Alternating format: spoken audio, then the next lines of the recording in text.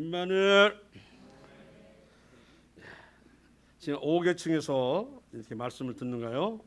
그래서 우리는 건물이 다양해서 그나마 이렇게 할 수 있는데 건물도 좁고 또 이런 인터넷 시설도 열악한 데는 온라인으로 하라 하면은 굉장히 힘든 거예요. 그죠? 감사하시고 이제 현재는 실내에서만 나눠서 하지만 당국에서는 각 가정에서 하기를 바라고 있죠. 그런데 불구하고 아직 그러나 여기는 교회에서 하나도 아직 전염되지 않았고 그래서 지금 강제성은 없습니다. 그래서 70%가 지금 예배당에서 이렇게 집회를 하는 걸로 되어 있습니다. 예, 우리가 지금 사실 오늘날 살면서 이 전염병, 역병 이전과는 사뭇 다르게 살고 있습니다. 요즘에 시내에 나가도 상당히 한적하게 느껴지고요.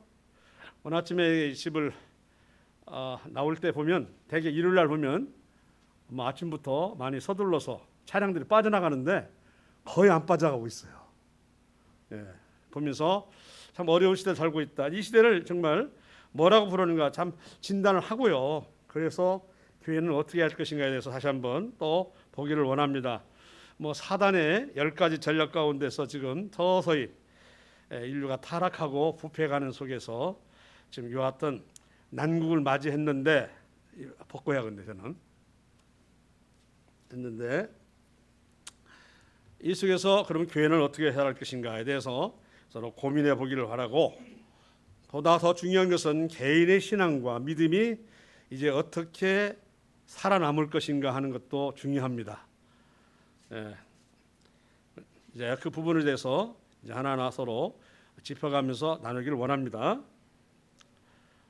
제목을 어떻게 잡았냐면 미래는 어떻게라고 제목을 잡았습니다. 오늘 우리가 아시다시피 참 부자연하고 좀 불편하게 지금 사는 시대가 되었잖아요. 당장 교회에서부터가 마음 놓고 서로 어울려서 교제하고 사귈 수 있는 이런 시대가 이런 형편이 안 되고 있잖아요. 거리두기를 하라 그러죠? 밥을 먹을 때도 일자로 해서 서로 맛보지 말라 이런 식으로 제약을 받는데 이것을 어떻게 학자들은 보고 있고 또한 어떻게 성경적으로 보고 있는가에 대해서 보겠습니다. 자, 코로나19 바이러스 이게 정확한 명칭인데요. 시대를 일컬어서 뉴 노멀, 뉴 새롭다, 노멀 평범, 일상, 정상 그런데요. 이따 더 풀이가 나오니까 그때 하겠습니다. 뉴 노멀의 뜻을 보겠습니다. 시대 변화에 따라 새롭게 떠오르는 기준, 표준을 뜻하는 신조어, 새로운 정상적인 삶, 원래 경제 용어인데요.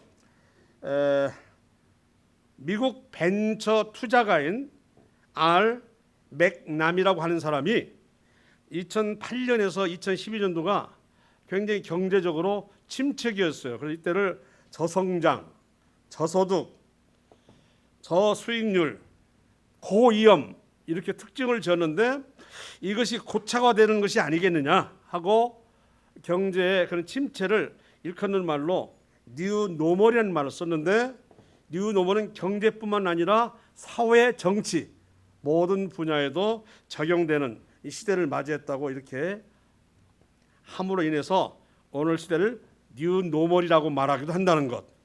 자, 그럼 그에 대해서 자세히 보겠습니다. 풀이를 좀 몇 가지 했는데요. 새로운 정상으로 자리 잡아가는 상태로 비정상으로 보였던 현안과 표준이 점차 흔한 표준으로 되어가고 그래서 적응하며 살아야 하는 삶의 형태의 변화라. 일시적인 걸로 끝날 것이냐. 그 유대인을 상대로 하는 이와 같은 그 방송을 들어보면 그들은 철저하게 유대인들에게 7년 환란에 있을 일을 그림자적으로 보여주고 있다. 이런 식으로 얘기를 하고 있습니다. 구원받은 우리 성도들에게는 바로 지금이 어찌 보면 7년 환란에 겪어야 될 일을 우리가 지금 그림자적으로 겪고 있는 거예요. 우리는 이제 7년 환란에 들어가기 전에 휴거되어서 소위 유대인들이 겪어야 될 그 무지막지한 그런 환란 시대는 겪지 않습니다만, 그러나 우리 지금 거의 예표적으로 겪고 있는 것 같아요. 네. 뉴노멀은 오늘날 자주 일어나는 역병과 자연재해 등을 겪으며 위협을 안고 살아가야 하는 새로운 패러다임의 세상이다. 새로운 어떤 원칙과 원리, 새로운 원리라고 보시면 돼요. 이런 원리로 앞으로 살아가야 된다라는 식입니다. 즉 역병, 재해로 직장이나 교육시설이나 다중시설 등에서 비대면으로 살아가는 일을 수시로 겪으며 국제간 여행이나 교류 등이 원활하지 않고 시민의 자유를 제한해가며 불편함을 안고 사는 것을 인정하는 삶을 말한다라고 했습니다. 일시적으로 또 백신이 나와서 얼마간 또 우리가 자유롭게 모일 수 있고 만날 수 있지만, 이런 코로나19 바이러스 같은 이것이 주기가 짧게 나타나니까 그때마다 또 치료제가 필요하고 그때마다 백신이 필요하기 때문에 또 얼마 동안은 고통하고 또 수많은 사람이 죽어가고 이런 일들이 반복될 수 있다 하는 얘기죠. 아시다시피 이 코로나가 변형이 아주 심하고 그래서 백신이 나와도 얼마나 먹히겠느냐는 것입니다. 이전에 백신은 예를 들어서 홍역이나 하면 한번 맞으면 끝나잖아요. 그러나 이것은 아니다. 1년 단위가 될지 6개월 단위가 될지 알 수 없는 이제 그와 같은 바이러스를 지금 우리가 겪고 있다고 하는 것이 참 어떻게 보면 좀 불행할 수도 있는 거죠. 네, 보겠습니다.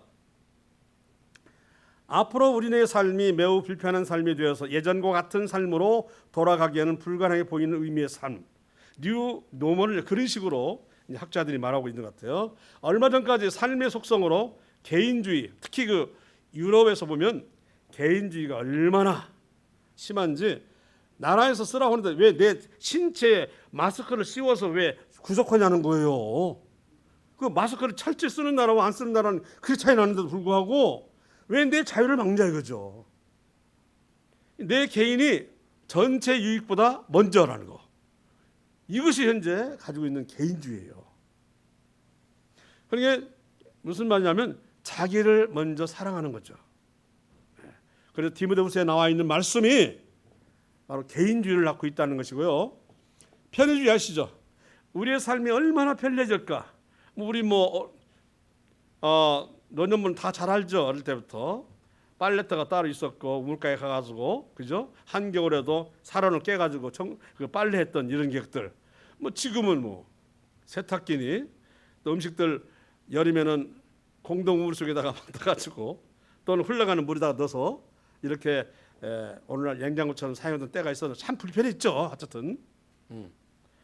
그러나 지금은 그런 편의주의 여기에 젖어 있습니다. 손빨래하면 싫어하죠. 젊은 사람들. 그러죠? 어지간하면 차 타고 다니지. 제가 전주에서 덕진 이제 전북대가 있었으니까 물론 아끼는 면에서도 그렇지만 끝났을 때는 자주 걸어왔어요. 지금 걸어가라면 걸어가겠습니까? 네. 그때는 철길 있어가지고 철길 타고 쭉 왔는데 그런 때가 있었고요. 자, 자유주의, 소비주의는 소비주의 아시죠? 저도 그중 한 사람일 테지만 이 소비주의가 과소비주의. 자신의 삶의 충족을 위해서 온갖 것을 사들이고 또한 누리고 하는 소비주의가 있고요. 물신주의는 그러다 보니 정신숭배, 심령상해 이와 같은 정신상의 건강을 향해서 나아가는 것이 아니라 물질에 대한 물신을 말하는 신처럼 여기는 정신, 돈이 최고요.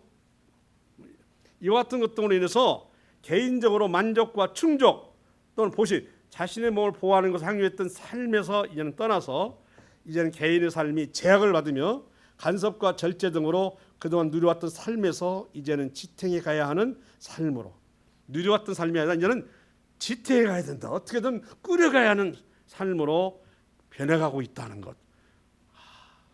때론 힘들고 어려운 고비 등으로 불편하고 불안해진 삶을 견디하는 비관적으로 이제는 경향의 삶의 시대를 뉴 노멀이라고 하니까 사실 우리야 많은 자유를 누리고 지금까지 왔으니까 다행입니다만 젊은 사람들에게는 억울하죠.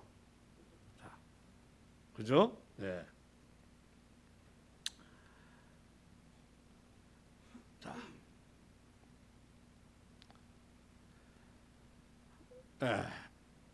죄송합니다. 거꾸로 가네. 현 난국을 규정하는 말로 존 파이퍼라는 사람이 미국 칼빈 심례교 목사로서 미네아폴리스에서 베들레헴 심례교회 33년간 근무하면서 책을 많이 쓰고 또 이렇게 언어로서 상당히 그 시대적인 구분을 잘했던 사람인데요. 뭐라고 말했냐면 코로나19 바이러스는 하나님 교회가 아니라 이루어진 심판이다. 이렇게 얘기를 했어요. 그러자 미국 성공의 지교 기독교 신학의 학자인 톰 라이트는 뭐라고 했냐면 코로나19 바이러스가 하나님의 심판이라고 결론 짓는 것은 위험한 일이다. 우리는 그저 함께 애통해야 한다. 이 부분을 또 뒤에 가서 보겠습니다만, 아니 심판이다, 심판이 아니다. 그러면 우리가 애통해야 한다. 이 말은 우리가 한 일에 대해서 우리가 겪으면서 느껴져야 한다. 이 말 같은데요. 자, 숱하게 경고해왔던 일들이 이제 현실로 나타나고 증명되므로 우리에 대한 편견이나 불신에 벗어나게 하는 현상이다. 과학자들과 기상과학자들이죠. 감염병 학자들은 봐라, 그렇게 조심하라고 그렇게 준비하라고 했지만 결국은 때를 놓치고 우리가 겪게 되지 않느냐. 이제 너희들이 우리를 편견이라고 말했고 우리가 말했던 것이 시대에 맞지 않는다고 했지만 봐라, 지금 나타난 이 일이 바로 우리가 했던 일에 대한 현실적인 증명이다. 이렇게 말하고 있어요. 제가 이상기후에 대해서 세계에서 석학들이 모여가지고 기후협약을 맺자는 등 뭐 여러 가지 일들이 있었습니다만 그 일들이 자꾸 안 이루어졌어요. 뭐 탄소 배출을 줄이자 하면 중국이 또는 미국이 반대하고 이 식으로 해가지고 이러다가는 지구가 얼마 못 견딘다. 늘 그랬잖아요. 그렇게 나타난 증거라는 거예요. 우리는 그 얘기를 가볍게 봤지만 이제 현실로 나타나기 시작했다는 것입니다. 우리 이 이야기 한두 번 하는 게 아니에요. 이 강대상에서 이대로 가면 안 된다. 뭐 지구 온난화다. 그죠? 오존층에 뭐 나쁜 그 우주로 들어오는 이같은 일을 막아주는 뭐 오존층 깨지고 있다는 등 막 이렇게 하는 거. 이것들을 늘 말했지만 어떤 나라도 귀담아 듣지 않고 있었는데 이제 그중에 일부만 보여주고 있다고 하는 것입니다. 이번 태풍을 보시기 바랍니다. 전에는 주로 필리핀 밑에나 옆에서 일어났던 그 태풍의 바비는 그냥 무슨 타이완 부근에서 만들어져가지고 급히 올라와 버리고, 그래서 하나님 우리 기도를 들으셔가지고 그나마 옆으로 서쪽으로 빠지는 바람에 살았고, 그러나 이번에 하이선은 어디로 빠져요? 동쪽으로 빠져나 최고 강력한 태풍이 될 것이라고 뭐 가운데는 시속 59에서 뭐 70m까지 나온다고 뭐 하는 등 굉장히 어려운 말을 쓰는데 우리 성도님 기도를 들으시고 역시 비껴가잖아요. 하지만 이런 현상들이 전혀 없이 태풍의 발생이랄지 진로를 이런 것들이 이상하다는 거죠. 과학자들이 새로운 태풍에 대해서 연구를 해야 된다는 거예요. 지금 그렇게 이건 누가 하신 거냐? 하나님 하셨지. 이렇게 되면 인간의 지혜로 한번 해봐라 하는 것이죠. 그러나 우리 기도 덕분에 하나님 들어주시고 불쌍히 보시고 군 여기셔서 이 하셨다는 거 인정하십니까? 예, 저는 그냥 기도 많이 한 사람일수록 더 인정이 될 겁니다. 기도 많이 한 사람일수록 비게 하시는구나, 하게 하시는구나. 저는 막 그런 것이 막 느껴지는 거예요. 기도할 만큼 그만큼 더 마음에 하나님의 역사하심이 느껴지는다는 거. 기도도 않고 생각도 없으면 전혀 느낄 일이 없죠. 임재했는지 아닌지도 모르죠. 그러면 이제 넘어지는 거고, 이럴 때마다 우리가 기도하는 거, 참 중요합니다. 팬데믹, 이게 이제 바로 세계적인 대유행 전염병을 일컬어 팬데믹이라고 하는데 그 원인을 이렇게 말하고 있습니다. 미리 말할까, 제레미 리프킨이라고 하는 미국의 경제학자요 미래학자로 펜실베니아 대학에서 교수직을 역임하고 있는 리프킨이라는 사람이 뭐라고 했냐면 1990년대 인간이 지구의 육지 면적의 겨우 14%만을 차지하며 이용을 했대요. 육지. 그런데 2000년대에 들어서서 인간이 거주하거나 차지한 면적은 지구 육지의 77%로 10년 동안에 겨우 캐나다의 북방 침엽수림과 알래스카의 북극 툰드라, 브라질의 아마존강 일부, 보츠와나의 오카방코 델타, 오스트레일리아 사막 등 겨우 23%만 남아있다고 하는 것입니다. 그럼 이것이 무엇을 의미하느냐? 코로나19 바이러스는 지구가 자기를 지키기 위한 백신이라 이렇게 과학자들이 말하고 있다는 거죠. 지구가 자연이 자신을 보호하기 위해서 자신들을 위한 백신이래요. 인간에게는 뭐예요? 역병이죠. 인간에게는 뭐 재앙입니다. 이런 자연은 내버려 두고 그 자연에서 살아가는 생물체에 대해서 맡겨줘야 되는데 그들이 살아가는 그 세계와 지역을 인간이 뺏어가고 있다는 거 아니야. 뭐 때문에? 소비니즘 또는 편의주의, 그 다음에 풍성한 삶, 이것 때문에 현재까지 인간이 차지한 땅 너무 좁아. 더 넓혀야 돼. 넓혀. 콩도 심고 밀도 심고. 이해가시죠?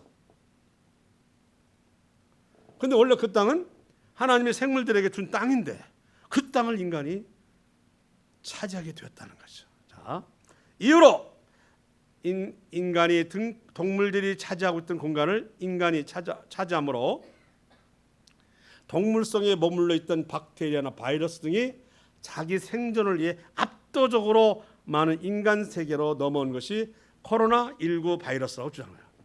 내가 지금까지는 이 동물 안에서 있었는데 내가 있어야 할 동물은 없어졌어. 그러면 바이러스는 없어질 리가 없죠. 그럼 자기 생존을 깨었는데 그래서 인간을 향해서 달라붙었다는 거죠. 하나님은 그런 바이러스를 생물체, 동물에게 주어서 끝내기로 했는데 인간이 차지해버린 거예요. 그들 죽게 함으로 바이러스 설 자리가 없으니까 인간에게 달라붙어서 나온.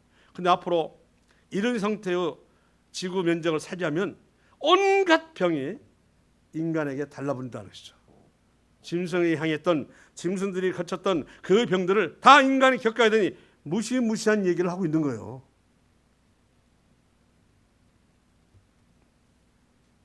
다른 생물체들이 살고 있는 땅을 인간이 가서 개발한 미명하에 불태우고 밭을 일구고 더 잘 먹으려고. 왜? 고기를 많이 먹으려면 콩이 필요하잖아요. 그것도 딱 먹을 만큼이 아니야. 더 많이 생산해야 돼. 더 많이 사육하기 위해서 이런 땅들을 밀고 재배하고 하는 일 때문에 결국 인간은 자연이 소리 지르는 것에 의해서 재앙을 받고 있다 이 얘기입니다. 보실까요? 인간의 지구 내 팽창 원인, 과도한 개발에 의한 과도한 생산, 과도한 소비, 끝없이 추구하는 편의주의 빚어냈고 그 결과는 자연 및 환경 파괴로 자연 순환 원리가 깨어져 과학적으로 예측하거나 추정해낼 수 없는 변이와 변형 및 변질로 드러나는 현상. 이러다가 한여름에 눈이 내리고 얼어버리면 우리 농사는 어떻게 되는 거예요? 왜? 순리가 깨졌기 때문에 망하는 거죠. 이제 수많은 사람이 기근을 추구하는 거예요. 요한계시록에 나와 있는 대부분의 말씀들은 우리 모임에서는 7년 환란 때 일어난 일이라고 말하고 있지만 상당히 교파교에서는 요한계시록 6장서부터 이미 들어가 있다라고 얘기해요. 흰 말, 검은 말, 붉은 말 있잖아요. 그 시대가 바로 오늘이다 하면서 요한계시록에 나와 있는 그것을 6장을 지금 적용하고 있더라고요.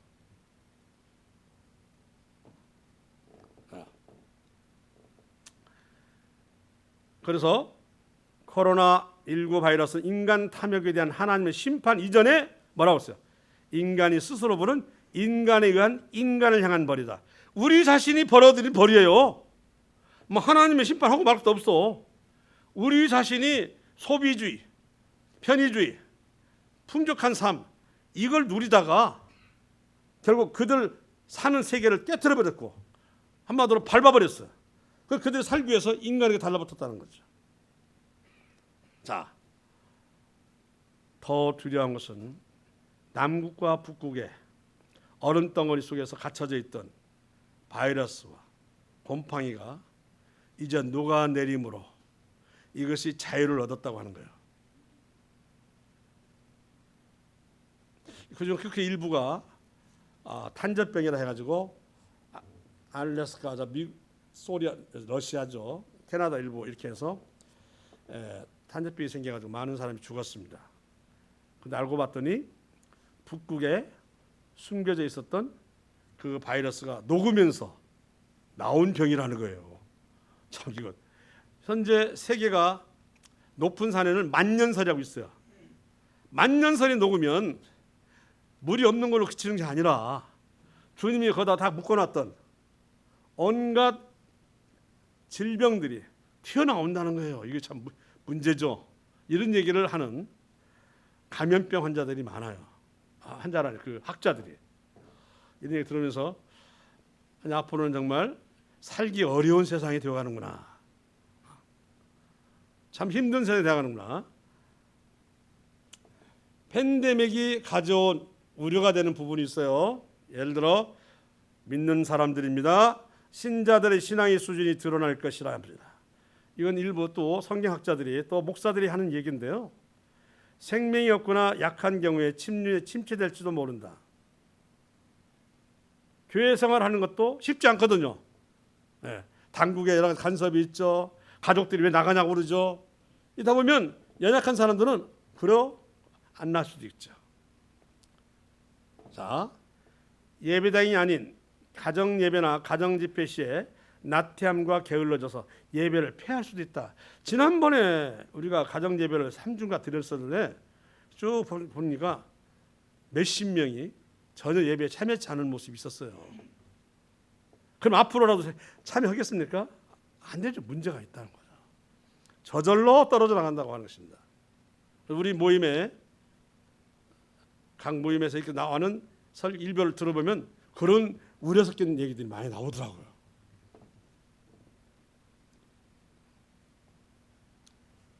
자, 예배당이 아닌 특히 가정 예배는 정말 신앙에 있어서는 긴장감이 필요하고 결단이 필요해요. 그래서 준비성이 되어야 하거든요. 근데 이게 귀찮아하거나 살아온 것에 편의주의에 젖어가지고 그래서 그것에 대해서 마음이 없으면 자연히 예배가 폐해야 되거든. 그런 분이 그럼 온라인으로 설교 말씀 허라면 제대로 듣겠습니까? 또 안 듣죠. 나중에 듣지 뭐 하고 넘어가 버리는 중. 결국은 신앙에서 떠나버리게 되는 거다. 이렇게 지금 걱정하고 있습니다. 지금도 물신주의, 보신주의, 소비주의에 매달리는 사람들이라면 아마 어쩔 수 없는 자기로 인해서 넘어질 것이다. 이렇게 얘기하는 거예요. 이건 우리가 그냥 웃고 넘어갈 일이 아닙니다. 지금 여기서 듣는 것은 복 있는 분이십니다. 복 있는 분이시라고요. 듣지 못하면 결국 그 같은 상태에 많이 빠질 수가 있다는 것. 다음, 현대의 속성인 개인주의, 편의주의, 소비주의, 물신주의 지배받는 삶의 상태에 머물러 있는 신앙은 바로 이런 대세계적인 유행병, 역병 시대에는 고난과 시험을 감당하기 힘들 것이다. 그러다 보니까 교회는 2차, 3차로 밀려난다. 내 삶이 힘들어 죽겠는데 우리는 힘들수록 누구를 바라보죠? 하나님을 바라보잖아요. 죽게 생겼으면 더 붙들잖아요. 거꾸로 사는 사람들, 자신의 돈이나 자신의 능력을 무지하는 사람들은 절망이죠. 그런 거. 그러니 교회나 신앙에 대해서 마음이 당연히 옅어 있는 사람들은 떠나게 되어 있습니다. 우선 내가 사는 것이 불편하잖아요. 정작 우리가 불편하고 고통스러우면 하나님을 찾는 것인데 거꾸로 되는 거예요. 거꾸로. 우리 선진들은 자신의 목숨도 버려가면서 지켜내려 했던 것이 뭐였어요? 신앙이었어요. 어느 책을 봤더니 무려 1억 6천만 명의 순교당했다네요. 쭉 지금까지 우리 수데반 집사도 있고 12 사도도 있고, 그죠? 이런 분들 쭉 따져보면 1억 6천만 명. 이렇게 어려운 시대에 어려운 신앙을 생활을 하라면 하겠어요? 그만두겠죠. 그만둘 것이에요. 그래서 그와 같은 일들이 우리 모임에서도 나타나고 있다. 지금 이렇게 얘기를 하더라고요. 아마 저도 그렇다고 보고 있습니다. 자, 가시밭길의 신앙을 싫어해서 당국의 핍박으로 때로는 지하로 숨어들어 할 때 연약함과 나약함은 이때 드러날 것이다. 왜? 못 견디죠. 버려버리는 거죠. 뭐. 그런 이럴 때는 생명 있는 사람일 것인가 아닐 것인가는 그때 느껴지겠죠.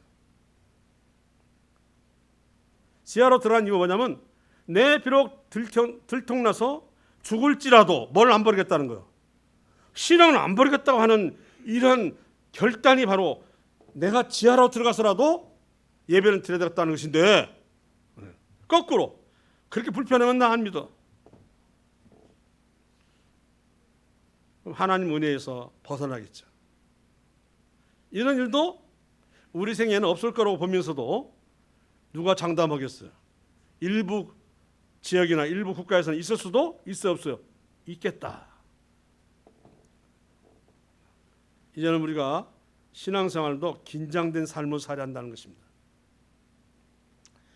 육체적 언약에 머물러서 거의 의무감이나 얼굴 비추기식 신앙은 도태된다고 하는 것을 다 말씀하고 있는 것이죠. 이것이 현 코로나19 바이러스가 보여주는 그렇게 일부의 상태라고 말하고 있습니다.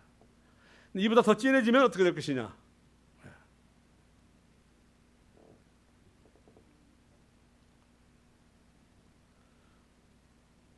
뭐 어느 모임에서는 우리는 끝까지 해야 되겠다. 막 애찬을 준수하다가 2번 걸린 모임도 있대요.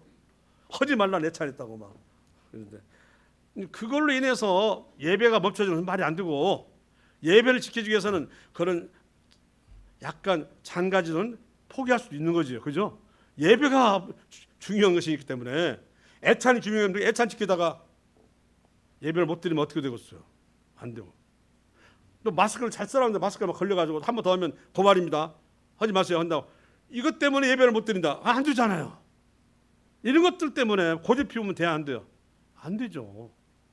또 어쨌든 그런 중요한 부분을 위해서 다른 것들에 대해서는 우리가 지켜야 된다. 이해가세요? 거리두기 해야죠. 뭐 예배만 드릴 수 있다면 뭐 2m 떨어지지 앉아야죠. 예배만 드릴 수 있다면 내 복도라도 앉아야 한다니까요. 이게 귀찮아. 그렇다니까요.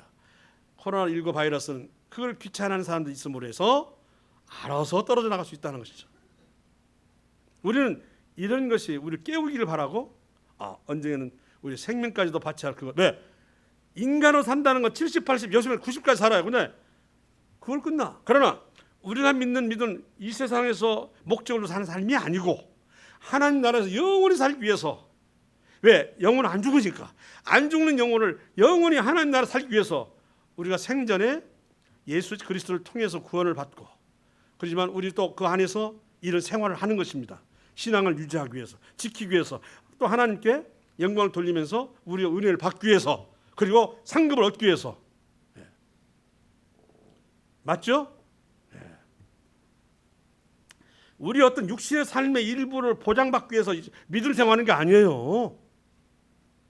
이런 같은 우리의 삶에 있어서 우리가 직장이나 직업이나 돈 버는 것은 신앙을 돕기 위해서 하는 거예요. 그걸 위해서 신앙이 있는 게 아니고. 아멘 되세요? 신앙을 유지하기 위해서, 주님을 바라고 섬기기 위해서 이런 것들을 하는 거예요. 근데 이런 것들 때문에 신앙은 2차, 3차로 가면 하나님 은혜는 자연히 소멸되기 시작하죠. 어쨌든 지금 가볍게 지나오는 이 코로나19 바이러스는 우리에게 많은 걸 생각하게 하고 믿음과 신앙이 무엇인가를 재정립하기를 원하는 시대다. 이렇게 말씀하고 있습니다. 자, 예레미야 14장에 있는 말씀을 한번 보겠습니다. 우리 대행자 한번 읽어보세요. 이스라엘의 소망이시요 고난당한 때의 구원자이시며 어찌하여 이 땅에서 거류하는 자같이 하룻밤을 유숙하는 나그네 같이 하시나이까. 어찌하여 놀란 자 같으시며 구원하지 못하는 용사 같으시니까.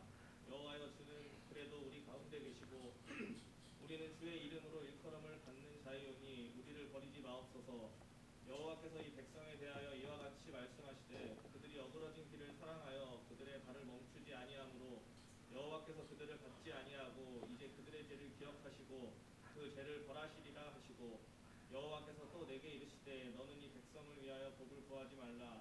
그들이 금식할지라도 내가 그 부르짖음을 듣지 아니하겠고 번제와 소제를 드릴지라도 내가 그것을 받지 아니할 뿐 아니라 칼과 기근과 전염병으로 내가 그들을 멸하리라. 예레미야 14장에 나와 있는 말씀이 오늘 또한 보면서 말씀하고 있는 듯한 점입니다. 이건 부정적 말씀이라고 볼 수 있다면 하나 더 보겠습니다. 긍정적 말씀은 제가 읽겠습니다. 그러나 내가 그중 몇 사람을 남겨 칼과 기근과 전염병에서 벗어나게 하여 그들이 이루는 이방인 가운데서 자기의 모든 가정한 일을 자백하게 하리니 내가 여호와인 줄을 그들이 알리라. 자, 이런 엄청난 코로나19 바이러스 가운데서도 주님을 붙들고 기도하는 사람에게는 뭐라고 써요? 몇 사람을 남겨 칼과 기근과 전염 벗어나게 하여 그랬잖아요. 어때요? 벗어나고 싶죠? 벗어나고 싶죠? 예. 이런 말씀을 듣고 이런 신을 가진 사람들에게는 이 말씀이 해당이 되는 거예요.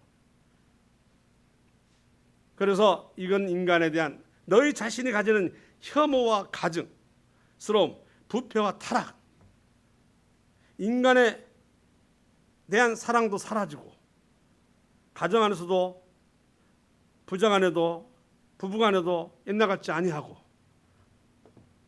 이제는 사람과 사람을 짐승되듯이 하는 그런 폭력성 또는 음란성 이런 것들이 이와 같은 일을 벌여놓은 것인데 그중 몇 사람을 남겨 칼과 기근과 전염병에서 벗어나게 하여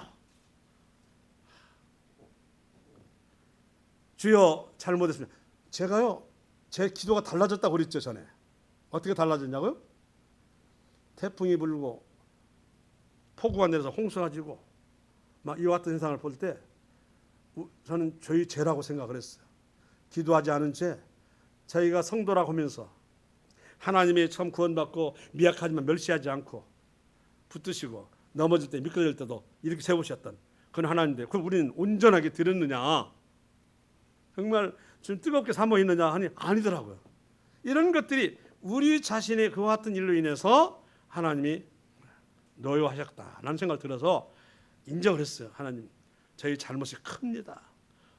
저 자신도 하나님 앞에 부끄럽습니다. 하면서 기도하는 거예요. 근데 있잖아요.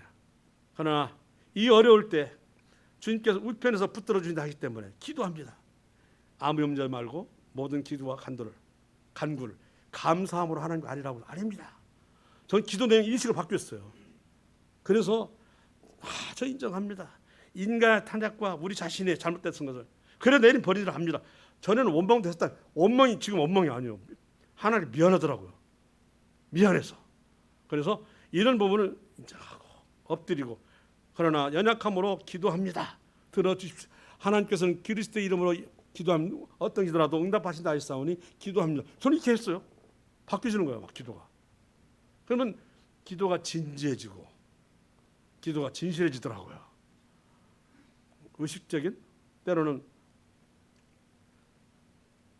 그렇게 형식적으로 돼가던 기도가 많이 바뀌었어요.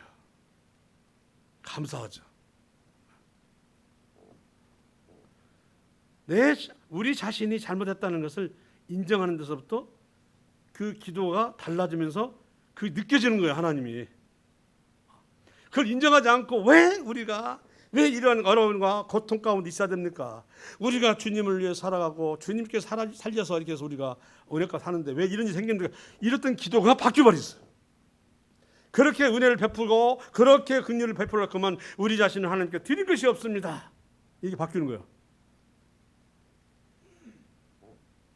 그러니 자연히 기도가 진지해질 수밖에.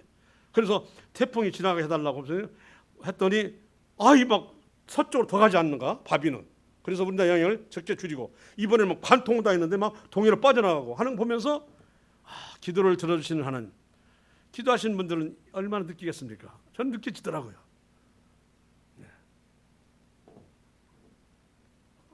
그래서 감사가 됐어요. 감사합니다. 고맙습니다.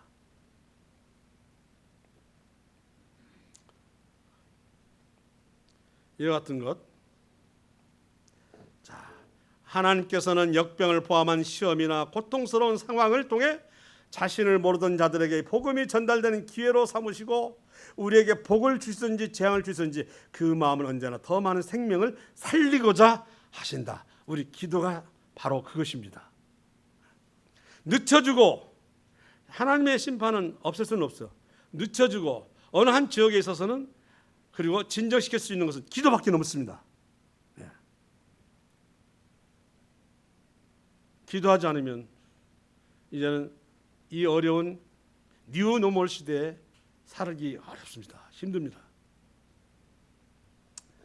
자, 한국기독교사회문제연구원 소속 미디어 종교 전문가 연구모임에서 이번에 그 온라인이나 인터넷 설교, 그 사람들 주로 설교죠 하는 예배라고 하는데 미치는 예를 다음같이 말했습니다. 첫째, 교회가 너무 예배가 편협되었다. 그들이 하는 얘기예요. 편협되었다. 동일한 시공간의 물리적 공유만을 예배로 규정한 너무 좁은 범위의 예배관이 드러난 것이다. 두 번째, 목회자 입장에서 성도의 한계를 느낀다. 대면을 통해서 믿는 사람들의 얼굴이나 심령을 살치고 또 의사를 나눔으로 해서 그에 대한 이해력을 높이고 그래 안 그래요? 이런 관심을 통해서 이런 부분들을 알게 되고 하는 이런 것 때에 따라서는 어떤 부분을 훈육해야 되는 부분이 있는데 이걸 직접 못하는 것이 이제 뭐냐면 이제 온라인 예배겠죠, 그죠? 어쨌든 그 얘기를 했다. 세 번째는 다양한 매체를 통한 예배에 익숙하지 않은 데 따른 불안의식. 이게 두 번째 목회자 입장에서는 양육 한계를 느낀다고 말하는 그것. 이 미디어 연구원들은 아마 그것을 믿으식으로 바라고 있습니다. 예배가 편협되었다라고 하는 것. 자, 그럴 수 있습니다. 자, 이 녹화서. 자, 예배당 중심의 예배의 관점과 그리고 가정 예배의 중심의 관점을 좀 전부는 못 나누고요. 부분적으로만 얘기를 나누겠습니다. 자, 먼저 예배당 중심. 이게 예배당이죠. 당은 집당 따니까. 상호간의 대면으로 기쁨과 희락, 사귐, 위로 등 교제로 얻는 경험으로 하나의 지체가 된 의식을 도모하는 것이 예배당이랍니다. 서로 만나고 예배드리고 또 주님 얘기를 하고 주님 때문에 섬기고 하는 속에서 뭔 의식을 가져요? 지체 의식을 갖는 거예요. 서로가. 남이 아니고 우리가 남이가 우리 하나님 안에서 가족이다 이거죠. 이것이 예배당에서 보여주는 유익함이에요. 이걸 떠나 있으면 항상 성도들 앞에 뭐야? 항상 남이에요, 남. 사귐과 교제가 없으면 남이죠. 그러나 자주 만나고 자주 섬기고 하면 가족처럼 느껴져요. 가족보다 더 보여. 예, 더 애정이 생겨요. 이건 하나님이 바라시는 거예요. 성도와 성도의 교제, 성도와 성도의 관계보다 가족 관계를 너무 우시 안 하고 가족 매달려 달리는 것은 하나님 뜻이 아니에요. 심지어는 뭐라고 말했습니까? 하나님, 나보다도 네 자식을 더 사랑하고 네 부모를 더 사랑하는 나와 합당치 않다고 말씀하셨어요. 그럼 하나님은 자식도 부모도 다 끊고 사는 얘기가 그만 아니죠. 하나님께 드려지는 사랑, 하나님께 드려지는 이 경건함은 도리어 가족애가 넘치고 가족의 건강과 더 돌봐주시지 끊는 건 아니에요. 그런데 거꾸로 하나님의 사랑보다는 그쪽 사랑 쏟으면 얻어져야 할 가족애와 가족에 대한 사랑이 끊어져 가요. 이상스럽게. 믿는 사람에게 나타나는 증거예요. 그것은. 안 믿는 사람이 뭐 상관이 있겠어요. 그죠?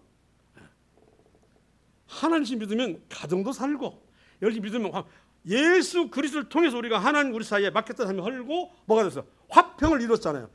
이것은 단절된 관계도 화평을 이루는 탄에 한번 울면 가족은 어떻게 했어요? 믿는 사람들로 인해서 흩어진 가족들, 쪼개진 가족들이 점점 모아지고 하나가 되게 하는 이런 기운을 성도를 통해서 보시기를 원하시는 하나님이십니다. 똑같이 같이 뭐 어려워하고 막 같이 싸우고 갈등하고 막 그래야 믿는 사람이나 똑같네 막 이런 들어가면서 이건 하나님 아니에요. 이거 아시죠, 엄마가? 그렇게 화목을 중시하는 하나님 때문에 가족이 그리 있으면 풀어는 것도 우선적으로 하시는 분도 누구예요? 성도라고 하는 거죠. 성도가 먼저 풀어야 된다는 거. 다음 두 번째는 예배당은 일반 사업장, 사무실, 시설과 달라서 예배하는 곳, 성경 공부와 교육, 양육을 주로 하는 세상 장소와 구별된 특수한 것으로 준비가 된 장소예요. 들어오면 예배할 수 있잖아요. 미리 말하면 가정에 있으면 예배할 수 있는 장소로 준비가 됩니까? 잘 안 되잖아요. 그러나 오면은 또 성경 공부나 또는 양육부를 할 수 있는 이런 준비가 되어 있어요. 이것이 바로 예배당이라고 하는 거죠. 우리는 이것서 무슨 사회에서 말하는 골프장이나 탁구장이나 당구장 이게 아니잖아요. 이런 것으로 모인다고 하는 것으로 다 우리 마음속에 심어져 있잖아요. 그래서 예배당에 나오면 이런 신앙적이고 믿음이 있어서 준비가 되어진다는 거. 아멘이시죠? 되어 있죠. 아니고 개인 복덕방에 가서 막 예배 분위기가 납니까? 막 당구장에 하면서 성경 공부할 마음이 납니까? 아니라니까요. 이 건물에 있지만 이 건물이 바로 그런 준비성을 갖추게 해요. 준비된 마음을 갖게 한다는 거예요. 그래서 예배당이 중요한 거예요. 사실은 성전은 아닙니다. 성전은 아니잖아요. 우리가 성전이 우리 안에 있기 때문에 우리 각자가 성전이라고 했죠.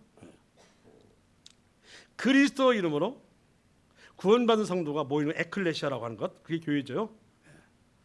다. 세 번째 아주 중요합니다. 예배당은 세상으로부터 그리스도인들을 분리시켜, 이 에클레시아요, 하나님 앞에서 서도록 하는 전이된 공간의 전이를 통해서 하나님 임재를 느끼죠. 그리고 얘가 있으면 당구장이나 사무실에 있는 것보다도 뭐요? 더 하나님과 함께 있음을 느껴 안 느껴요? 당연히 느껴지죠. 이 자체가 성전은 아니지만 이렇게 구별되어 있으니까 이걸 보고 나면 이걸 전이성이라고 그래요. 얘가 있으면 더 느껴지는 거예요. 복덕분 가봐 더 느껴지는가? 느껴져요? 안 느껴지겠죠. 이거야. 예배당 안에서 예배를 드려준 중요성이 바로 이겁니다. 예배당은 세상으로부터 그리스도인들을 분리시키고 하나님 앞에서 서도록 하는 전이 공간으로 공간의 전이를 통해 하나님 임재를 느끼며 그 임재 속에서 예배를 드리게 되므로 안정과 평안을 가져온다. 그래서 우리가 모이는 거예요.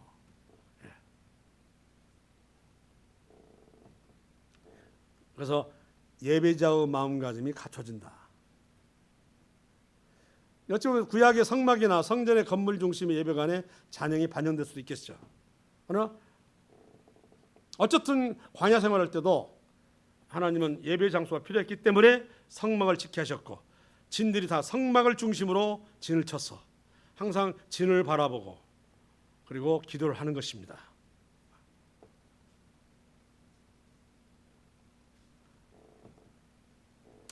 자, 본헤퍼라고 하는 사람이 있어요. 본헤퍼. 많이 우리가 인용하는데 독일 루터교회 목사로서 신학자이며 반나치 운동의 지도자인 그분이 뭐라고 했느니 교회는 서로를 인간적으로 만나는 것이 아니라 서로 안에 계신 그리스도를 먼저 신적으로 만나는 것이다. 우리가 만날 때.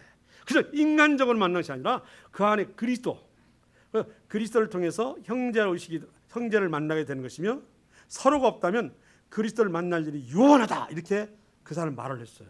성도와 성도를 만날 때 그리스도가 서로 소통하게 되고 그리스도를 얘기하게 되고 이해가시죠?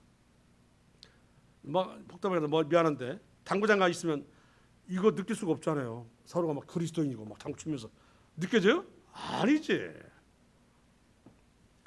이게 그래서 예배당이 중요하다는 얘기는 여러 가지 있지만 저는 부분만 말씀드린 거예요. 어쨌든 여기 있으면 예배로 왔다. 여기 있으면 성경 공부하는 거다. 여기 있으면 교제하는 거. 이게 다 돼 있잖아요.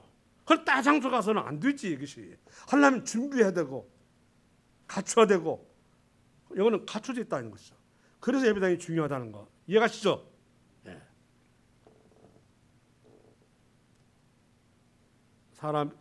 예배당에서 사람끼리 만남을 모이는 게 아니라 그 안에 있는 그리스도끼리 만나는 것이다. 그리스도 통한 형제를 만나는 것이며 그런데 성도가 성도를 못 만나고 각각 자기 생활에서 자기 삶에서 머물러 있으면 그리스도 만날 일이 없으니 당연히 하나님 임재도 모르겠고 믿음이 무엇인지 신앙이 무엇인지 항상 뜬구름 잡히고 상황이 제약받고 어려우면 떠나는 건 부지기죠. 이렇게 힘든 거 뭐더러 해.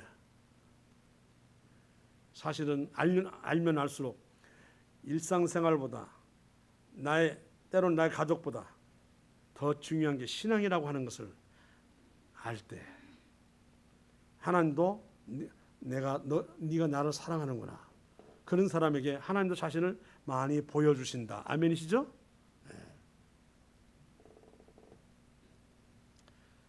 그래서 오히려 어떤 목사들은 이런 기회가 믿는 사람들에게는 복일 수도 있겠다 이렇게 가졌어요. 이런 일상적인 삶의 제약을 받고 어렵지만, 그러나 이럴 때 우리 신앙이 무엇인가 알게 되고 재정립하게 되고, 그래서 그것의 중요성을 알게 되는 귀한 기회일 수도 있다, 이렇게 말씀하시는 긍정적인 사람도 많이 있습니다. 저도 그 중에 한 사람입니다. 이런 귀중함을 더 알게 했잖아요. 예배도 그냥 아무렇게 드려지는 거 아니구만. 그저 기운 나면 그저 뭐 여가 있으면 그것이 아니구만. 내가 드리려고 의도성을 가질 때 드려주는구나. 하나님을 내가 생각할 때 드려주는구나. 이렇게 되는 거 아닙니까? 예배가 그래야 돼요. 네. 자, 같이 읽겠습니다. 이거를 시작. 모이기를 배하는 어떤 사람들의 습관과 같이 하지 말고 오직 권하여 그날에 가까움을수록 더욱 그리하자. 이것도 어찌 보면 함께 모일 수 있는 예배당의 중요성을 말할 수도 있어요. 흩어져서는 안 되잖아요. 예배당도 우리가 또 개척을 하자 해서 나갔어. 그런데 2년 가도 3년 가도 10명이 안 돼. 흩어져 버리더라고. 이해가시죠? 뭐 우리가 흩어져. 많이 모일 때 힘이 나는 거죠. 이해가시죠? 모일 때 역사적인 얘기 많은 간증도 듣고, 그리고 교제를 통해서 한 임재를 또 알게 된 거예요. 그래서 모이는 거예요. 그래서 하나님 모이라고 하신 거예요. 그래서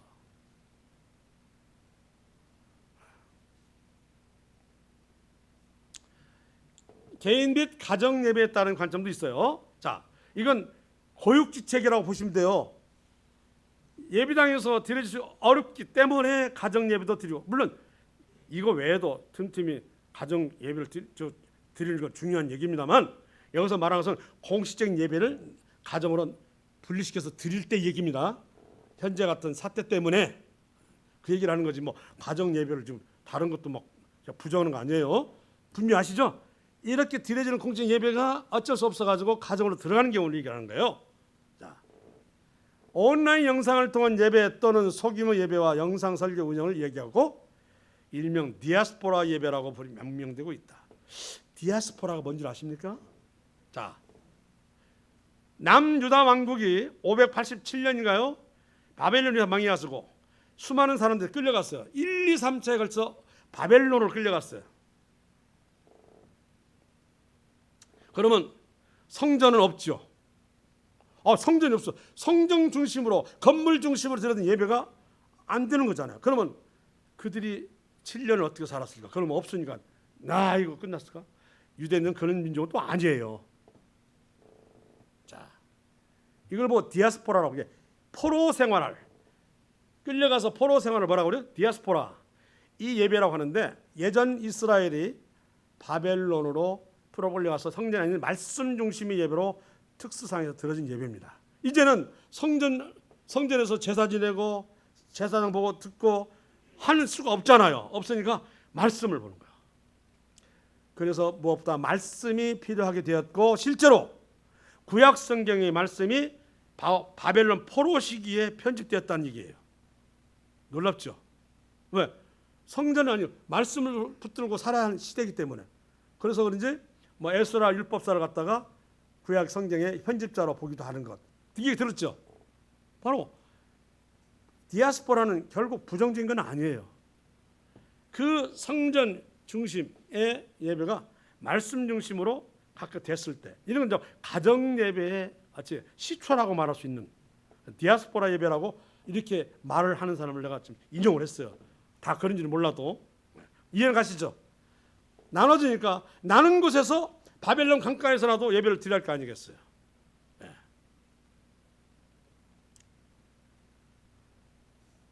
일반적으로 영적인 장소이기보다는 일상적인 활동하는 공간이라 예배를 드리려면 성실함과 신중함 그리고 부지런함 필요해. 가정 예배는 바로 이제 준비되지 않은 상태에서 예배를 드려야 되기 때문에 성실함이 필요하고 신중함과 부지런함이 있어야 돼요. 그래 준비하지. 떡을 구워야 되는데 막 늦게 일어나가 낮아져가지고 막 밥도 안 먹이 한 상태에서 막 떡을 굽는다 어쩌면 잘 안 될 것 같아요. 딱 미리 준비돼가지고 오늘 가정에서 하지 하고 미리 나서 떡을 굽고 막 이런 것들이 일어나야 준비돼야 예배가 돼요. 야, 네가 구워봐. 네가 하라. 네가 하면 저기 상 갖다 놔봐. 이건 뭐야? 이렇게 드리는 예배도 없지 않아 있다는 걸 알고 있어요. 그러지 마세요. 가정이 있더라도 예배답게 드려야 됩니다. 이해가시죠? 영적인 장소는 아니 보통 일상적인 생활적인 장소죠. 하지만 이제 그런 공적 예배를 가정으로 나눌 때는 이런 준비를 해야 된다. 그러기 위해서는 평소에 그 신앙적 태도가 갖춰져 있어야 된다는 거죠. 이번엔 우리 집에서 한번 하시죠라고 하는 얘기를 하려면 그만큼 준비해야 되고 기도가 필요하잖아요. 이번 우리 집에서 해야 되게요. 하는 것 쉽지 않아요. 제가 어느 책을 읽어봤더니 어느 노원구 어느 탈북미 교회는 하나님 음성이 들리기를 예배하라고 했다며 막 모여들어가지고 아이 가정 예배 드리라고 야, 그 인터넷 간신히 갖춰 했는데 와서 보니까 다 모여있더래요. 앉아서. 그래서 왜 하냐 했더니 아이고 한마디로 가정에서는 안 들어진다 이거지. 또 그들은 그 어려운 삶을 살았기 때문에 어떤 특수한 집단에서 떨어져 나가는 굉장히 두렵잖아요. 그리고 몰라도 음성을 들어서 그래서 막 그 탈북민 교회가 정확히 이제 명칭을 알고 있지만 말하지 않았습니다. 그는 당구에 나오니까 이거 어떻게 해야 됩니까? 난 분배하라고 했는데 뭐 했다는 얘기를 들었어요. 이분들이 아유 막 난 거기서 들 거예요. 막 하면서 이렇게 나오시는 내가 나오지 마세요. 막 이렇게 해야 되는 상황이 됩니까? 하면서 뭐 이렇게 했다는 얘기도 들었습니다. 참 대단하죠. 자, 지금 저는 온라인 예배, 가정 예배에 대해서 얘기를 하는 것인데 그 중요성으로 이렇게 제가 디아스포라 예배라고 하는 것을 초기로 해가지고 말씀드리고 있습니다.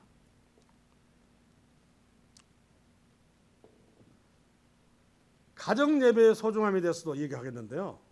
자, 바벨론에 끌려와 있던 이스라엘 백성들이 이제 때가 돼서 해방이 돼가지고 고국인 예루살렘으로 가야 되는데 안 간 사람도 있겠어요, 없겠어요? 있어요. 스룹바벨 때 1차적으로 다 갔고요. 그 다음에 에스라 때도 또 가잖아요. 이렇게 귀국하지 못한 채 있는 사람도 있었어요. 그 중에 한 사람이 다니엘이었어요. 다니엘은 총리직도 역임했던 이방 나라에서 굉장히 재능이 있으면 지혜롭지만 신앙이 뛰어난 사람이에요. 그래서 왕 외에는 절대로 절하지 말라고 했던 석에서도 이분은 탁 창문을 열어놨어요. 어느 쪽을 향해서요? 예루살렘을 향했어요. 이게 바로 이슬람이 배워가지고 일생에 뭐 한두 번은 꼭 사우디아라비아 메카를 환영한다. 이스라엘 사람들이 성전 중심으로 모였잖아요. 성막 중심으로 모였던 것을 이슬람이 도용한 거예요. 그런 흔적들은 방금 다니엘에도 나오고 있죠. 다니엘이 보면은 창문 열어놓고 하루에 3번씩 기도를 했어요. 거기에서 하나님이 역사하시잖아요. 끌려가서 시동원이 죽을 고비에 있어서 살려주신 분이 누구예요? 하나님이잖아요. 안 가고 싶어도 안 가지는 않았을 거예요. 어쩔 수 없이 남았을 거라고 생각이 드는데 그래서 자신의 신앙을 잃지 않고 그곳에서 바벨론에서 창문 열고 드렸는데 누가 봐도 왜냐하면 총리니까 거의 백성 다 알잖아요. 왕 외에는 할 수 없다는데 참 저러고 있네. 이렇게 뭐 고발할 사람 한두 사람이 아니겠지. 하지만 열었다 이거. 그런 신앙적 태도는 가정 예배에서도 하나님의 놀라우신 은혜가 있어질 것이다. 아멘이죠? 이것입니다. 어찌할 수 없이 상 차려놓고 네가 좀 해봐 이번에는 뭐 이런 마음 갖고는 가정 예배는 죽은 예배고 그러다 몇 주 더 오면 없어질 거예요. 그런 예배는 없어질 건데 다니엘이 그 같은 마음을 가지고 한다면 비록 장소는 떨어져 있더라도 어때요? 하나님 늘 다니엘하고 교제하시잖아요. 기도를 루시퍼가 방해하니까 미가엘 천사를 보내서 통로를 만들어주고 이것이 다니엘서에 나와 있는 내용이에요. 그분은 이스라엘에 있는 게 아니라 어디에 있어 지금? 바벨론에 있어. 이런 그런 예배도 놀랍게 흠양하시는 하나님 아시겠죠? 우리 가정 예배를 또 제가 이렇게 너무 이렇게 부족한 거 아니에요. 그런 마음을 가지고 있으면 이 가정에서 드려지는 온라인 예배도 귀한 예배가 된다. 아시겠죠? 그래서 만약에 어찌할 수 없다면 이런 마음으로 드려야 할 것이다. 그럼 하나님 받으신다. 그러나 예배당 중심의 예배는 중요하다. 아시겠죠? 아까 많은 부분이 중요하다. 왜? 우리가 우리끼리 만나지 않으면 넘어지기 때문에. 성도는 성도와의 만남이 있어야 돼요. 성도 안 만나고 이방인만 만나면 그냥 알아서 넘어져요. 알아서 떠나가고. 성도를 만나야 돼. 그 안에서 그리스도를 만나게 되고 그를 통해서 하나님 임재와 그리고 하나님의 은혜를 경험하는 거잖아요. 그래서 예배당은 중요하다. 아멘이시죠? 그러나 가정 예배도 바로 다니엘 같은 이와 같은 믿음의 소유라면 이 역시 하나님께서도 기뻐 받으실 것이다 하는 거 기억해 주시기 바라고요. 자, 이제 시간이 됐습니다. 일요일 말씀을 몇 군데 보고 마치겠습니다. 자, 대행 한번 더 읽어보세요. 두려워하지 말라. 내가 너와 함께하리라. 놀라지 말라. 나는 내 하나님이 되니라. 내가 너를 굳세게 하리라. 참으로 너를 도와주리라. 참으로 나의 의로운 오른손으로 너를 붙들리라. 자, 이사야 41장에 뭐라고 하냐면 다 두려워하잖아요. 사람들이 일반적으로 좀 근심하잖아요. 그래서 뭐라고 했어요? 놀라지 말라. 너를 굳세게 하고 내가 도와주겠다고 하는 거예요. 이게 다 우리에게 해당되는 말씀이에요. 우리가 받아야 할 말씀이라고요. 남에게 주는 말씀이 아니고 여기에 계시는 분들에게 주신 말씀이에요. 놀라지 마라. 나는 내 하나님이 됨이라. 내가 너를 굳세게 하리라. 참으로 너를 도와주리라. 감사하죠. 참으로 나의 어려운 오른손으로 너를 붙들리라. 그럼 어떻게 해야 돼요? 당연히 신앙 중심으로 하나님의 옆에 엎드리고 말씀을 통해서 음성을 듣고 하고 교제를 해야 되겠죠. 이런 것들이 이런 어려운 시대에 우리가 신앙을 지키며 살아남을 수 있는 얘기입니다. 이게 바로 하나님께서 들려주시는 말씀인 것입니다. 또 한 번 더 읽어요. 아무것도 염려하지 말고 다만 모든 일에 기도와 간구로 너희 구할 것을 감사함으로 하나님께 아뢰라. 그리하면 모든 지각에 뛰어나 하나님의 평강이 그리스도 예수 안에서 너희 마음과 생각을 지키시리라. 자, 염려하지 말래요. 지금 염려가 되잖아요. 그럼 하지 말라고 했잖아요. 물론 우리 잘못이 있어요. 그 잘못을 회개를 해야 돼요. 우리가 하나님의 자녀면서도 잔사롭게 드리지 못했던 거, 하나님 예수님의 생명을 통해서 구원했건만 내 자신은 조금 더 그게 보답하지 못하고 살아가는 나 자신, 이런 건 회개해야죠. 네. 자, 그러나 아무것도 염려하지 말고 모든 일에 기도와 간구로 너희 구할 것을 감사함으로 하나님께 아뢰라. 감사함으로 아뢰라. 이게 참 중요한 거라니까요. 원망함으로 그냥 답답함으로 우울함으로 드리지면 더 안 돼요. 교회가 이 기도가 이 하다 보면 뭣도 해서 감사되고 감사되고 뭐 하다 보면 아까 같은 우울했던 마음이 풀어지면서 이제 진지하게 기도를 이런 게 많이 안 해봤어요? 감사함으로 드리라는 말은 이건 저는 경험을 많이 해요. 너무나 해서 그렇지 않으면 교회가 형식적이 되고 의식적이 되고 힘도 없고 그렇게 된다니까요. 그러나 이렇게 구해주시고 감사하고 이렇게 제가 미약한 상태에 있으면 붙들어서 넘어지지 않게 지켜주셨고 자주 미끄러지고 넘어질 테지만 그때마다 세워주시고 일고 경험하잖아요. 그러면서 감사함으로 그러나 제가 연약함으로 기도를 합니다. 이러이러한 것은 감당이 어려워서 기도합니다. 그럴 수 있지. 그래서 기도를 한다 이 말이에요. 그러나 뭐라고 하는지 아세요? 그리하면 모든 지각에 띄는 하나님의 평강이 지각이라는 말은 나의 모든 걸 아시잖아요. 하나님이 평강 그리스도 예수 안에서 너희 마음과 생각을 지키시리라. 너 흔들리지 않게 계속 믿음 지켜 나가도록 내가 붙들리라.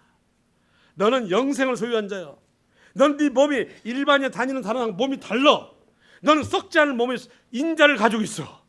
죽으면 당장 영광스러운 몸을 바뀌는 것이 우리요. 저들은 그냥 심판에 들어가. 우리 눈에 안 보이니까 안 보이는 거예요.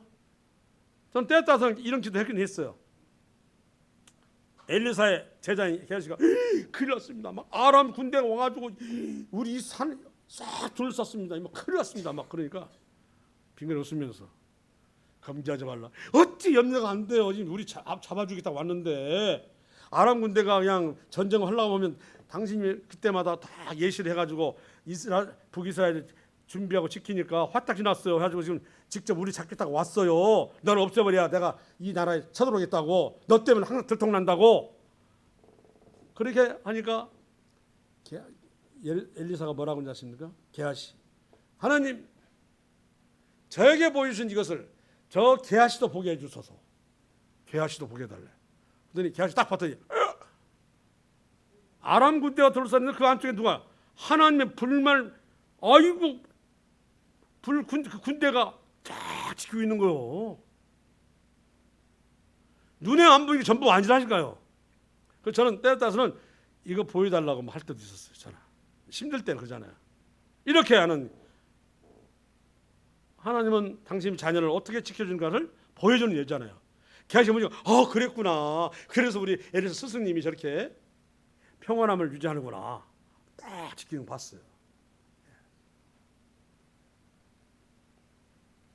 다음 제가 읽겠습니다. 아니 그러지 말고 같이 읽어야 되겠네. 시작. 여호와는 나의 빛이요 나의 구원이시니 내가 누구를 두려워하리요. 여호와는 내 생명의 능력이시니 내가 누구를 무서워하리요. 자, 아시겠죠? 우리는 이와 같은 것을 하나님이 허락하셨고 이와 같을 때 하나님은 어디를 바라보고 있다요? 우리를 바라보신다. 분명히 말씀하셨어요. 두려워하지 말라고 그랬어요. 놀라지 말라. 나는 너희 하나님이 됨이라 그랬잖아요. 너를 구원하는 것은 세상의 돈도 아니고 권력도 아니고 또는 권세가도 아니야. 나의 빛이고 나의 구원이요. 예수 하나님께서. 그러니까 두려워하지 말라. 세상에 속한 자들이 내가 두렵게 하는 거다. 세상에 속한 자들이 내가 두렵게 하는 건데 네가 놀라면 어떻게 돼? 이해가십니까? 예. 다음. 모세가 백성에게 이르되 너희는 두려워하지 말고 가만히 서서 여호와께서 오늘 너희를 위하여 행하신 구원을 보라. 너희가 오늘 본 애굽 사람을 영원히 다시 보지 아니하리라. 알죠? 애굽에서 해방되어 나기 전에 10번에 걸친 재앙을 내렸을 때 얘기입니다. 너희는 내가 내린 재앙을 볼 것이다. 사실은 우리에게 이렇게 보라고 하는 것인데 우리가 못 견디는지 모르겠어요.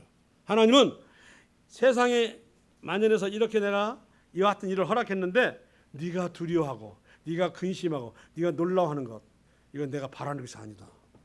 자, 아멘 되시 안 되세요? 예. 분명히 말씀하셨잖아요. 다시 보시면 두려워하지 말라. 내가 너와 함께함이라. 놀라지 말라. 지금 이 상황이 두려워할 수도 있고 놀랄 수 있는 상황이잖아요. 왜? 전에 없었던 상황이니까. 이렇게 불편하게 살 수가 있어요? 어디 맘 놓고 가서 음식을 할 수도 없고, 그죠? 어디 놀러 갈 수도 없고. 그런데 놀라지 말라. 나는 내 하나님이 됨이라. 하나님, 우리 하나님이세요. 아멘이시죠? 우리 하나님이시라고요. 그래서 내가 너를 굳세게 하리라. 참으로 너를 도와주리라. 이제는 거듭 말씀드리지만 예전 같은 삶이 안 돼. 예전처럼 누리고 예전처럼 풍족하게 이렇게 하시면 힘들어요. 본인이 힘들어서. 이제 그와 같은 것들을 서서히 정리하고 하나님 중심으로 살려고 하는 하나님의 이 때를 우리는 오히려 기어러 알기를 바라겠습니다. 너 그런 거 너무 노출되어 살았잖아. 너무 그것에 매달 살았잖아. 끊어. 이제 그 절단에 제약해. 그리고 하나님 중심으로 살아. 이해가시죠? 무엇인가? 예. 소비주의, 편의주의, 보신주의, 안일주의 이런 거 지난 날로 좋게. 그건 원래 그리스도인이 사는 삶이 아니야. 그것은. 이제 이와 같은 기회를 통해서 하나님 말씀하셔. 너 놀라지 마. 두려워하지 마. 오히려 내가 너를 더 세우게 하는 것이야. 이 말씀을 지금 하시는 거예요. 아시겠죠? 예. 오늘 말씀에 이 역병, 대세계적인 전염병은 우리 성도에 주는 교훈이 큽니다. 그리고 어떻게 살아야 할 것인가를 말씀하고 있습니다. 과거처럼 또 이와 같은 것에 매달려 살면 불쌍한 자입니다. 이제 그렇게 자유롭게 살지도 못할 텐데도 놓고 이제는 얼마 남지 않을 때 준비된 마음과 붙잡는 마음으로 사시기를 바라겠습니다. 됐죠?